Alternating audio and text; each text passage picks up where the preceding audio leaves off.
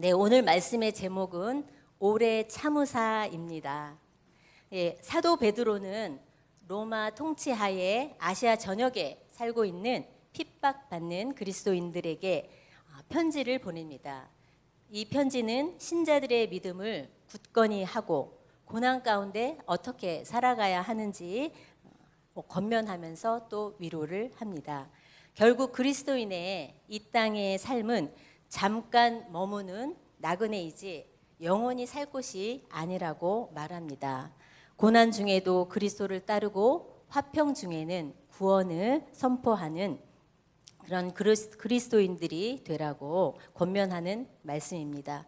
거룩과 선한 양심으로 승리하신 그리스도를 본받아 하나님께 영광을 올리라는 말씀입니다. 그래서 어떤 어려움과 핍박이 있더라도 하나님을 생각함으로 슬픔을 참으면 하나님 앞에 아름답다고 말씀합니다. 그리고 이것의 근거는 우리를 위하여 보내신 바 그리스도께서 먼저 고난을 받으셨고 우리의 본이 되셨기 때문이라고, 그래서 우리는 이길 수 있다고 베드로는 말씀하고 있는 것입니다. 그 당시 초대 교인들은 그리스도인이라는 이유로 들깨들에게 찍혀 죽임을 당하기도 하고요, 십자가에 처형되기도 하고, 또 어떤 사람은 밤을 밝히는 화형에 처해기도 했습니다. 그야말로 그리스도를 따르기 위해서 치러야 되는 대가는 어마어마한 것이었습니다. 우리는 내가 마음으로 믿어 의에 이르고 입으로 시인하면 구원을 얻습니다 라고 기독교를 이렇게 쉬운 고백의 종교라고 말할 수가 있습니다. 그러나 그 믿음의 고백은 그 당시 상황에서는 목숨을 내놓고 하는 고백이었습니다. 큰 원형 경기장 안에 내 아이들, 딸, 아들을 가운데 두고 내가 예수님이라고 고백을 하게 되면 그 굶주린 사자를 풀어주어 내 자녀가 잡아먹히고 마는 그런 상황을 바라보면서 나는 예수를 믿는다고 고백을 해야 하는 것입니다. 이처럼 그냥 입으로 예수를 시인하는 것으로 끝나는 것이 아닙니다. 처참한 광경을 바라보면서 절대로 부인하지 않는 그런 믿음의 고백인 것입니다. 저는 생각해 보았는데 저는 그렇게 하지 못할 것 같습니다.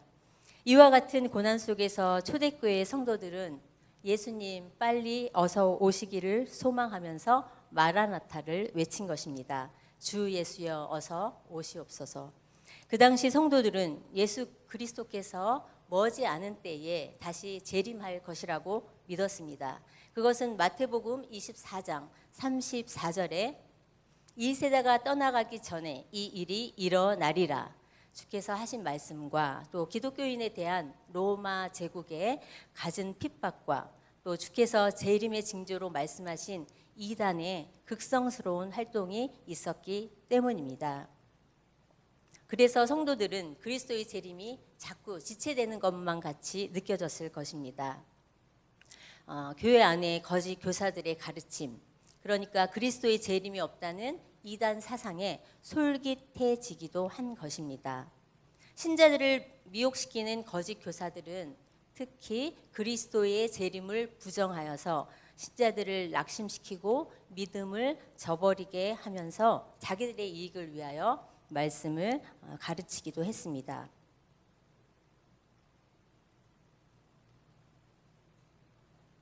이에 대하여 베드로는 끝까지 믿음으로 주님의 재림을 기다리며 성장할 것을 권면하고 그들의 임박한 형벌을 베드로후서 오늘 말씀에 기록하고 있는 것입니다. 이런 배경 안에서 8절 말씀을 함께 읽어보겠습니다. 8절 말씀, 사랑하는 자들아 주께는 하루가 천년 같고 천년이 하루 같다는 이 한 가지를 잊지 말라. 아멘. 이 말씀은 바로 주님은 사람들과 같이 시간을 셈하지 않는다는 것입니다. 하나님은 시간의 영역 위에나 시간의 영역 밖에 계신 분이 아니라 동시에 계신 분이십니다. 하나님의 시간 개념은 인간의 시간 개념과는 전혀 다릅니다.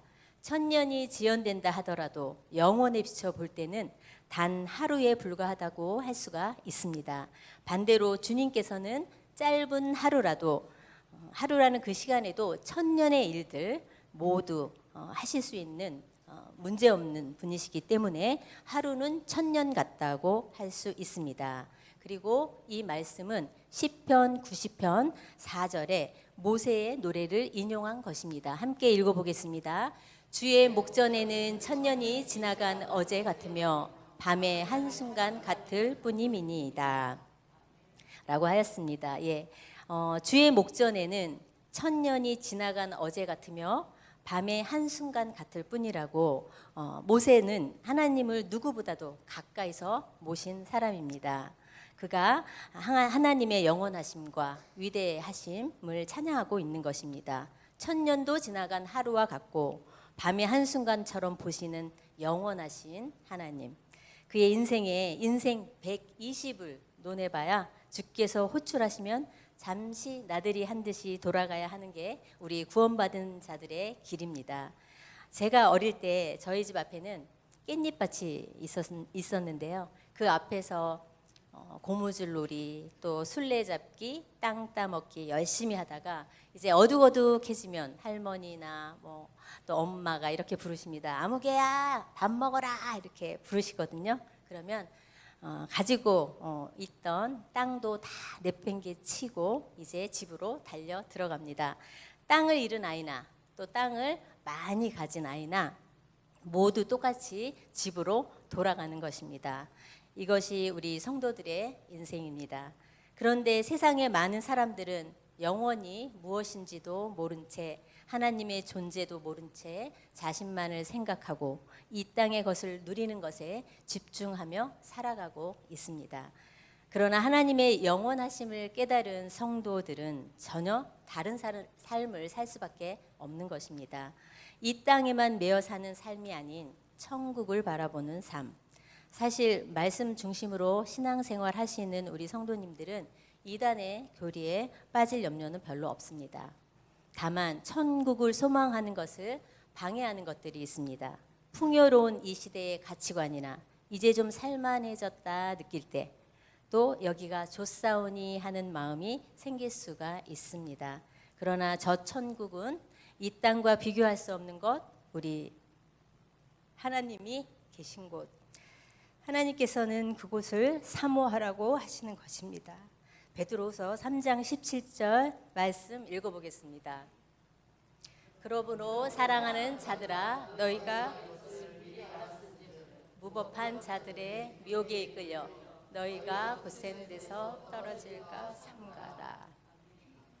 예수님 다시 오지 않는다거나 언제 몇 날 몇 시에 오신다고 하는 시한부 종말론을 주장하는 거짓 이단의 미혹에 빠지지 않도록 경계해야 한다는 말씀입니다. 9절 말씀을 함께 읽어보겠습니다. 주의 약속은 어떤 이들은 더디다고 생각하는 것 같이 더딘 것이 아니라 오직 주께서는 너희를 대하여 오래 참으사 아무도 멸망하지 아니하고 다 회개하기를 원하시느니라. 아멘. 우리는 약속의 말씀을 붙들고 기도하면서 내가 원하는 때에 이루어지지 않을 때 낙심하기도 하고 또 하나님을 원망할 때도 있습니다. 특히 가족의 구원을 위하여 기도할 때 그렇습니다. 내가 가장 사랑하는 사람의 구원을 두고 기도하는데 어쩌면 그렇게 기도 응답이 안 되는지 알 수가 없습니다. 저도 딸 셋 중에 큰 딸이 아직 하나님 앞에 나오지 않아서 항상 기도 제목입니다.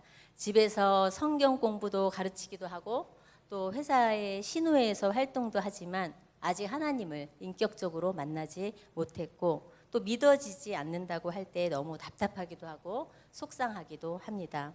왜 그게 안 믿어져? 그런데 여러분 믿어지는 게 기적입니다. 우리가 이렇게 나와서 예배하는 거, 말씀 듣는 거, 또 말씀이 들리는 거, 찬양에 감동이 있는 거 모두 은혜입니다. 믿음은 하나님의 선물이기 때문입니다. 우리가 믿고 싶다고 믿어지는 것도 아니고 믿어지게 하신 분이 바로 하나님이신 것입니다. 그 구원의 선물을 아직 받지 못한 사람들을 위하여 우리 주님이 다시 오심을 보류하고 계신 것입니다. 초대교회 교인들이 주 예수여 어서 오시옵소서라고 간절히 기도해 하나님께서 바로 응답하셔가지고 벌써 오셨다면 우리 모두 영원한 구원을 얻지 못했을 것입니다. 우리가 이 땅의 힘든 현실 가운데 구출되기를 간절히 바라고 있으나 하나님이 더디고 느린 것처럼 보일 수 있지만 하나님께서는 우리의 시간표에 역사하지 않는 분이십니다. 때로는 여러 가지 이유로 고통 가운데 있을 때 하나님께 간절히 기도하지만 내가 원하는 시간에 응답되지 않을 때가 많습니다. 그러나 하나님께서는 약속을 잊지 않으시며 가장 적절한 타이밍에 응답해 주십니다. 그리고 다만 주님의 재림이 지연되는 이유는 오래 참으사 아무도 멸망하지 아니하시길 원하시기 때문입니다.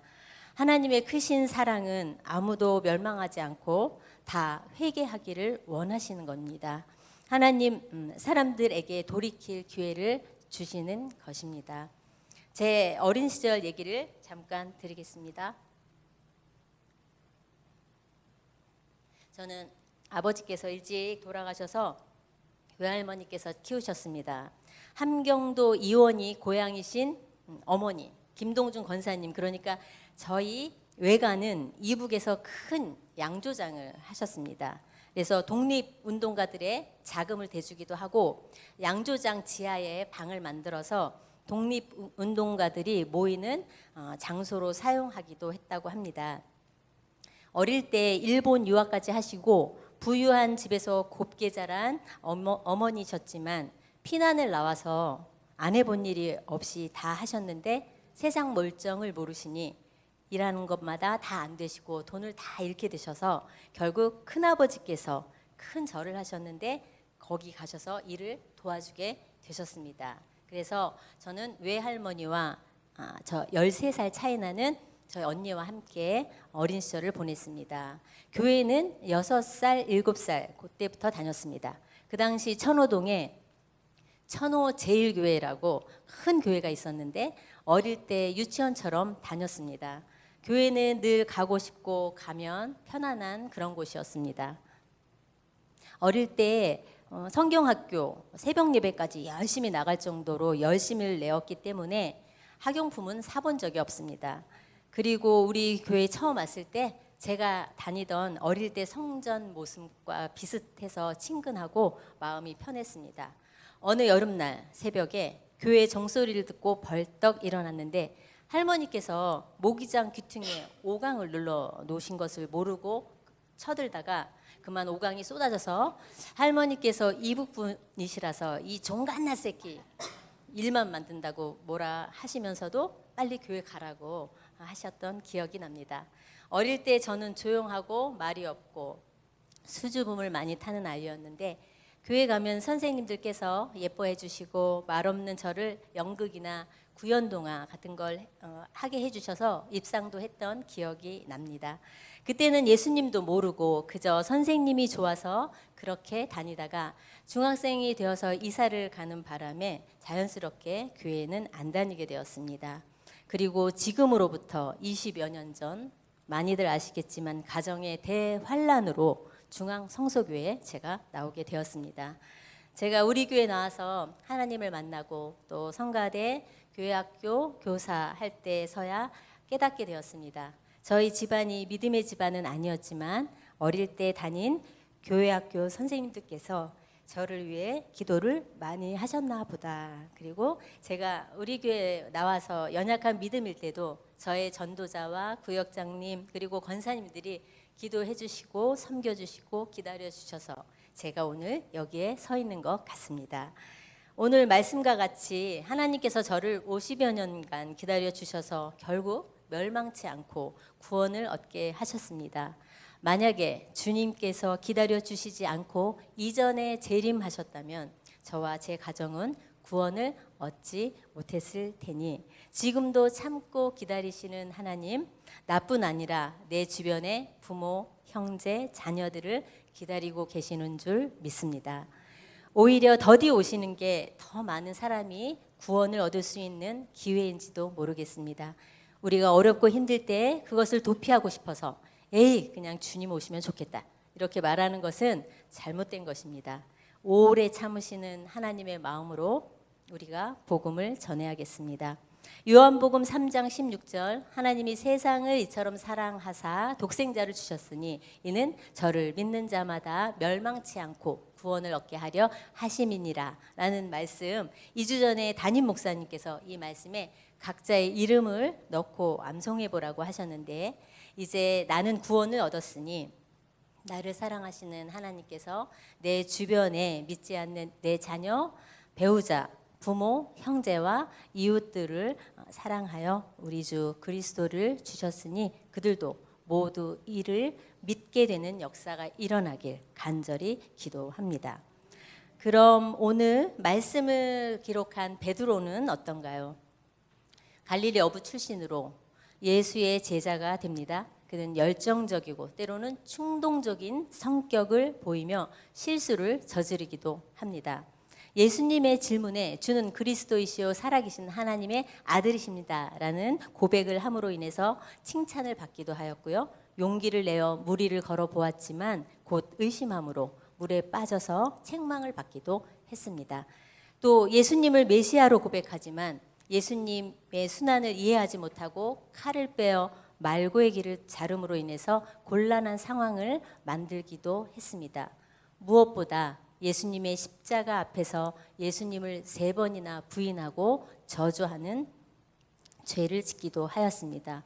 십자가에 달리신 예수님을 뒤로 한 채 갈릴리 호수에 가서 다시 물고기를 잡는 베드로를 부활하신 예수님께서 다시 만나 주심으로 회복하게 됩니다. 그렇게 변화된 베드로는 오순절 강림 사건을 통해 성령의 충만함으로 담대하게 복음을 전파하기 시작하였고 교회를 세우는 사역을 하게 됩니다.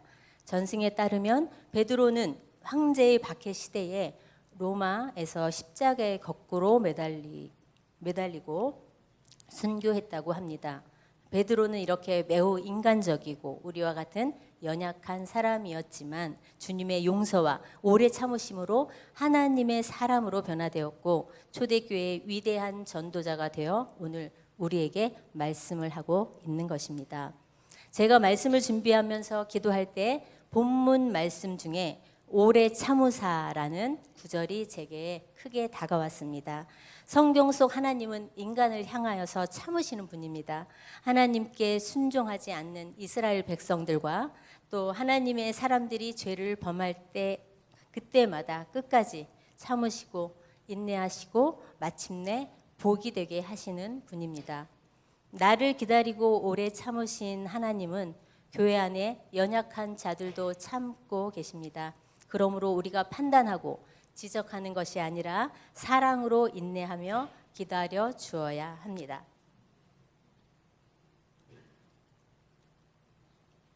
그리고 한 가지 더 말씀드릴 것은 우리 교회의 새 가족들을 위해서도 우리가 오래 참아야 합니다. 한 아이가 자라기 위해서는 온 마을이 필요하다는 말이 있습니다. 새 가족 한 사람이 구원을 얻기 위해서는 온 교인들이 힘쓰고 기도해야 합니다. 내가 직접 나가 전도하지 못하고 복음을 전할 수는 없지만 보내주신 영혼을 잘 섬겨주는 것이 바로 선교입니다. 혹시 얼굴 모르는 어떤 성도가 내 자리에 앉으려고 한다면 그냥 양보해야 합니다. 내 자리라고 일어서라고 하면 그 새 가족 민망하여서 다음에 다시 안 올지도 모릅니다. 주님께서 우리를 참아 주셨으니 우리도 그들을 참아 주어야 합니다. 10절 말씀에 보면 주의 날이 도적같이 오리니, 이전 9절 말씀은 만인의 구원을 위해서 오래 참으시는 하나님의 속성이 잘 드러나 있는 구절입니다. 하지만 하나님은 그 심판을 오래 참으시지만 결코 영원히 참고 있는 분은 아니라는 사실입니다. 예수님께서 재림하시는 날은 어느 누구도 알 수 없고 또 그날은 예고 없이 도둑처럼 갑자기 찾아옵니다. 그러나 불신자들 가운데에는 주님의 재림이 속히 임하지 않는 것을 가르쳐서 주님의 재림이 없다고 주장하는 사람들이 있습니다. 그러나 이들보다 더 불쌍한 사람들은 하나님을 믿되 재림에 대한 소망을 가지고 있지 않는 사람입니다. 이들은 눈에 보이는 교회 생활은 충실히 하지만 눈에 보이지 않는 하나님 나라에 대해서는 주저하는 신앙생활을 하는 분들입니다. 그냥 현재만 중요한 삶입니다. 우리 하나님을 믿고 그의 보내신 예수 그리스도를 구세주로 믿는다면 성경에 기록된 재림에 대한 약속을 믿는 것은 성도의 당연한 의무입니다. 성경에 그리스도께서 다시 오신다는 재림의 약속이 신약 성경에 316회나 기록되어 있다고 합니다. 뿐만 아니라 이 본문이 갖는 공통점은 예수님의 재림이 아무런 예고 없이 갑자기 이루어진다는 사실입니다. 마태복음 24장 42절에도 그러므로 깨어 있어라 어느 날에 너희 주가 임할는지 너희가 알지 못하느니라 라고 말씀하고 있습니다. 네덜란드의 개혁주의자 신학자 아브라함 카이퍼는 종말의 시기를 살고 있는 우리의 삶의 자세를 말하면서 코람데오라는 단어를 사용하였습니다. 많이들 들어보셨을 텐데요. 이 말은 라틴어로 하나님 앞에서의 삶이 되어야 한다는 말입니다. 이 코람데오라는 말 속에는 그리스도의 재림과 심판을 의식하며 하루하루를 살아야 한다는 것입니다. 그렇습니다. 성도 여러분, 우리는 그때는 알지 못하지만 주님의 재림을 항상 소망하면서 살아야 합니다. 주님의 재림이 지연되는 듯 보이는 것 같지만 하나님께서 오래 참으사 모든 백성들이 구원을 받기 원하기 때문입니다. 부디 우리를 향하신 주의 사랑을 깨닫고 주님의 재림을 소망하면서 사시는 성도 여러분 되시길 바랍니다. 말씀을 정리하도록 하겠습니다. 예수님의 재림이 늦어지는 이유를 사도 베드로는 3가지로 설명하고 있습니다. 첫째는 하나님은 인간의 시간 개념을 초월해 계신 분이므로 인간의 시간 개념을 가지고 그리스도의 재림이 지체된다고 생각해서는 안 된다는 것입니다. 또 둘째, 주의 재림이 현재 당장 이루어지지 않고 있는 것은 아직 하나님께서 택하신 자들이 다 회개하고 구원을 얻지 못하였기 때문이라는 것입니다. 만인의 구원을 위해서 오래 참으시는 하나님의 마음입니다. 하지만 하나님은 그의 심판을 결코 참고 기다리시는 분은 아니라는 사실입니다. 또 셋째는 주의 재림의 날은 도적같이 임할 것입니다. 예수님께서 재림하시는 날은 어느 누구도 알 수 없고 아버지만 아신다고 주님께서도 말씀하셨습니다. 그날은 예고 없이 도둑처럼 갑자기 찾아옵니다. 신랑을 기다리며 기름을 준비한 5 처녀와 같이 성령을 품고 그리스도의 장성한 분량까지 자라기를 기다리시는 주님 앞에 11절 12절 말씀 한번 보겠습니다. 11절 12절 말씀, 이 모든 것이 이렇게 풀어지리니 너희가 어떤 사람이 되어야 마땅하냐. 거룩한 행실과 경건함으로 하나님의 날이 임하기를 바라보고 간절히 사모하라. 아멘. 이는 재림을 앞두고 살아가는 성도들의 생활 태도에 대해서 이야기하고 있습니다. 모든 것이 소멸되고 파괴되는 재림의 날을 우리 성도들은 두려워할 필요가 없습니다. 종말의 때에 우리들에게 필요한 자세는 스스로 몸을 거룩하게 하고 경건한 삶을 사는 것입니다. 그리스도인은 세상 사람들과 믿음으로 구분될 뿐만 아니라 행실로도 하나님의 자녀다운 모습을 보여야 합니다. 그래서 하나님을 알지 못하는 사람들이 우리의 행실로 인하여 하나님을 알게 되는 축복의 사람들이 되어서 만인의 구원을 위해 지금도 오래 참으시는 주님 앞에 그 은혜에 감사하며 우리도 다른 사람을 위하여 오래 참고 복음을 전하는 저와 여러분 되시길 소망합니다. 기도하겠습니다.